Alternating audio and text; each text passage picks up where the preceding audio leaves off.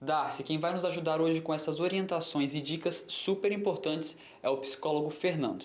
Boa noite, Fernando. Obrigado por nos receber aqui. E a primeira pergunta que eu e todos que estão assistindo a revista de hoje querem saber. Explica pra gente o que é essa crise dos 25, né? Esse fenômeno que ficou conhecido com esse termo. Sim, boa noite, Kelvin.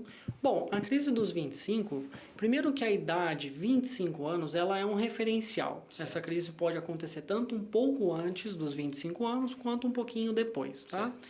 Basicamente, ela é uma crise existencial, onde a pessoa está entrando em contato com as suas escolhas, principalmente escolhas profissionais. Certo. Então esse jovem está avaliando que decisões profissionais eu tomei na minha vida, né? Quais foram as escolhas, onde eu estou profissionalmente, né? Para onde eu quero ir, vou fazer uma transição de carreira, vou permanecer na minha carreira mesmo. Então geralmente tem a relação com o lado profissional em relação às escolhas. Certo, mas pode então ser um pouquinho antes dos 25 ou depois um pouquinho dos 25 também. Com certeza, isso pode acontecer. Tem pessoas que com 30 anos, por exemplo, entram em contato com essas questões. Certo. Pessoas que com 20 já estão elaborando coisas nesse sentido. Certo, e aí é um momento de muita pressão, você citou a parte profissional, mas também às vezes vai ter a parte ali pessoal, familiar. E aí a pergunta que eu faço agora é, como lidar no meio desse momento ali, 25 anos, né, mais ou menos nesse momento, diante de tantas pressões, como manter a cabeça boa, tranquila, para poder exercer da melhor forma possível o lado profissional, o lado pessoal, o lado emocional, como manter a cabeça boa e tranquila nesse momento. Uma dica muito importante para manter uma boa cabeça para lidar com essa situação é entender que é uma escolha realmente que demanda tempo. Certo. Então é importante o jovem não se desesperar, não ficar assim ansioso em relação à escolha. Vai ser necessário um tempo para elaborar essa decisão, né? Para ele pensar bastante a respeito disso, porque a gente está falando de uma escolha de carreira que a gente pode levar para toda a vida. Então é necessário que eu faça uma escolha bem feita e com tempo. Certo. E aí a família tem um papel muito importante nesse processo, né? Porque infelizmente a gente vê algumas vezes a família pressionando, também amigos próximos, pressionando em qual caminho você deve tomar, qual profissão você deve exercer. Fala pra gente da importância do papel da família e amigos próximos neste momento tão especial aí de cada um que é essa faixa etária aí, 25, 30 anos.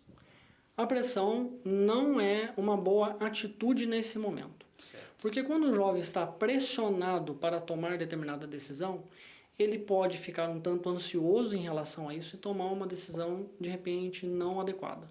Não é? E aí é uma decisão que não é assertiva. Então a família, né, as pessoas que estão próximas desse jovem, é importante ter uma atitude de acolhimento. Certo.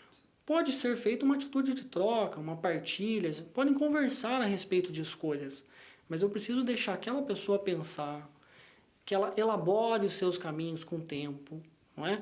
E que ela vá fazendo essa escolha de maneira gradual, inclusive usando serviços como, por exemplo, serviços de orientação profissional. Legal. Pode ajudar muito o jovem nesse momento. Então a palavra para a família é acolha sem apertar.